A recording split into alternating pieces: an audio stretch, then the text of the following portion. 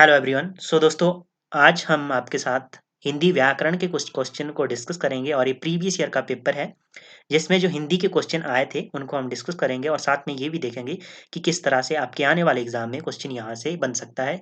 तो शुरू करते हैं। इसमें 51 से लेके 70 तक के जो क्वेश्चन है दोस्तों, ये आपके हिंदी व्याकरण से संबंधित है। तो शुरू करते हैं। इसमें 151 से लेके 55 तक के जो क्वेश्चन है इसमें आपके शुद्ध शब्द चुनना है। ठीक है।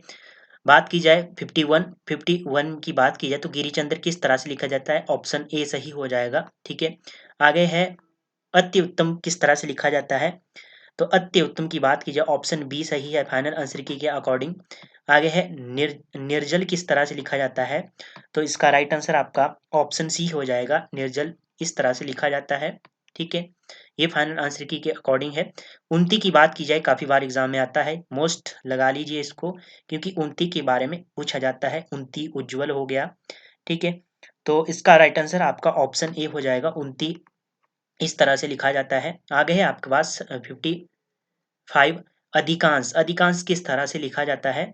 तो अधिकांश की बात की जाए 55 का आपका ऑप्शन डी सही है। अधिकांश इस तरह से लिखा जाता है। ठीक है। आगे है आपके पास 56 की बात की जाए, इसमें सही अर्थ चुनना है आपको। इंग्लिश के शब्द दिए गए हैं और हिंदी में उनका क्या अर्थ होता है, तो ये चुनना है।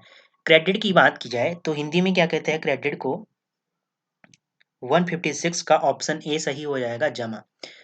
अगला क्वेश्चन है, इसको स्क्रैप कर दिया गया है, गलत ठहराया गया है इस क्वेश्चन को, क्योंकि इसका सही आंसर ऑप्शन 4 में नहीं है। ठीक है। अलॉटमेंट की बात की जाए तो अलॉटमेंट का अर्थ क्या होता है? आवंटन। ठीक है। आवंटित करना या आवंटन, सही अर्थ अर्थ होता है आवंटन। ठीक है। ये आपने ध्यान में रखना है। इस क्वेश्चन को गलत ठहराया गया है फाइनल आंसर की में। आगे है रिप्रेजेंटेटिव की बात की जाए तो इसका क्या अर्थ होता है हिंदी में? तो इसका राइट आंसर की बात की जाए ऑप्शन सी सही हो जाएगा, प्रतिनिधि। ठीक है।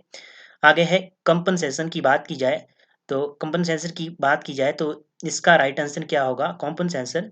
इसका राइट आंसर आपका फाइनल आंसर की में ऑप्शन बी है, मुआवजा या किसी चीज की भरपाई करना। ठीक है। ऑप्शन बी सही हो जाएगा। आगे है 60 अर्जरमेंट की बात की जाए, अर्जरमेंट की बात की जाए तो इसका राइट आंसर क्या होगा? स्थगन। ठीक है। ऑप्शन डी हो जाएगा सही। आगे है न्यायिक का संधि विच्छेद बताना है आपको। ठीक है। इसका राइट आंसर आपका ऑप्शन सी सही हो जाएगा फाइनल आंसर के अकॉर्डिंग। ठीक है। अब आपको यहाँ से संधियाँ कौन कौन सी याद रखनी है? जो भी ये संधि मैं आपको बताऊंगा ये सभी एग्जाम में आ चुकी है। ठीक है। नायक पूछा गया है, हमने डिस्कस किया है, न प्लस अक इसकी संधि विच्छेद होता है। गायक भी पूछा गया है, गै प्लस अक इसका संधि विच्छेद होता है। व्याख्या व्याख्या भी पूछा गया है, बी प्लस आख्या इसका संधि विच्छेद होता है, यण संधि है इसमें। ठीक है। और चयन भी पूछा गया है, च प्लस एन। ये सब जो संधियां मैंने यहाँ पर नोट की है ये सभी आपकी किसी ना किसी एग्जाम में पूछी जा चुकी है।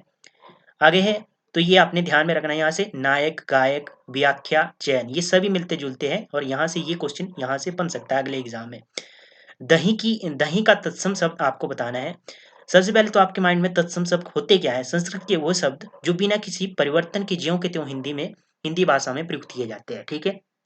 इसमें आपने अ, ये इन्हें तत्सम शब्द कहा जाता है। ठीक है। अब बात की जाए दही का तत्सम शब्द, ये सभी इसमें तत्सम शब्द है। ठीक है। तत्सम का एक सिंपल सा ट्रिक आपने ध्यान में रखना है माइंड में।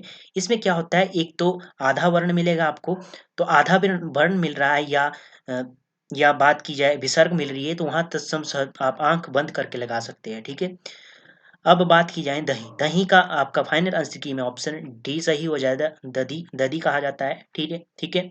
दीप की बात की जाए, दीप का तत्सम शब्द दीप तत्सम शब्द है और तद्भव इसका बनेगा दीप। दीपह ये तत्सम है और दीप की बात की जाए तो तद्भव है, विसर्ग हटा दी जाएगी तो तद्भव बन जाएगा। गोदरी की बात की जाए तत्सम शब्द है, इसे संस्कृत में गाय को गोदरी कहा जाता है। ठीक है। और तद्भव की बात की जाए तो गाय इसे हिंदी में कहा जाता है। धृत की बात की जाए तो संस्कृत में घी को धृत कहा जाता है और तद्भव बनेगा इसका घी। ठीक है। ये आपने ध्यान में रखने हैं चारों ऑप्शनों। ठीक है। का जो एक्सप्लेन है ये आपने ध्यान में रखना है। आगे है बाबू का स्त्रीलिंग। ठीक है। तो इसका स्त्रीलिंग काफी बार एग्जाम में पूछा जाता है, ठीक है। तो इसका राइट आंसर फाइनल आंसर के अकॉर्डिंग ऑप्शन डी सही हो जाएगा, बाबू आइन, ठीक है। ऑप्शन डी इसका सही हो गया। यहाँ से आपको कौन कौन से क्वेश्चन खत्री आपने ध्यान में रखना है, ये भी पूछा गया है, खत्राणी, चौधरी, चौधराइन, ठीक है, जुल्हा, जुल्हाइन, ठीक है। ये सभी एग्जाम में आए हुए हैं जो मैंने यहाँ पे नोट किए हैं। माली का मालिन, ठाकुर का ठकुराइन, ये भी पूछा गया है। धनवान का धनवंती, ठीक है। कई बार धनवती भी दिया जाता है, उसका स्त्री लिंग पुल्लिंग पूछा जाता है। तो यहाँ से आपने ऐसे भी क्वेश्चन ध्यान में रखना है। आगे है भीख का बहुवचन। भीख का बहुवचन वचन क्या होगा? इसका राइट आंसर फाइनल आंसर की के अकॉर्डिंग आपका फाइनल आंसर की में इसका भीख ही रखा है, ठीक है। भिखारी, भिखारी नहीं होगा, भिखारी भी नहीं होगा और भिक्खो भी नहीं होगा, भीख ही होगा इसका बहुवचन, ठीक है। आगे है आजीवन में समास। हमने डिस्कस किया था एक दिन जैसे कि आजीवन में कौन सा समास होता है, मैंने एग्जाम्पल भी बताया था आपको, तो ये किसी एग्जाम में आ चुका है, मैंने उस टाइम भी बताया था।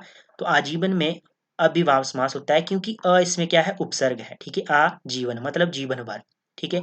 अभिभाव की बात की जाए तो इसमें आपने एक सिंपल सा ट्रिक याद रखना है, यथा प्रति से शुरू शुरू होने वाला, ठीक है, उपसर्ग या क्रिया या लिंग वचन में परिवर्तन ना हो, ठीक है, उसे क्या कहते हैं, अभिभाव समास कहते हैं।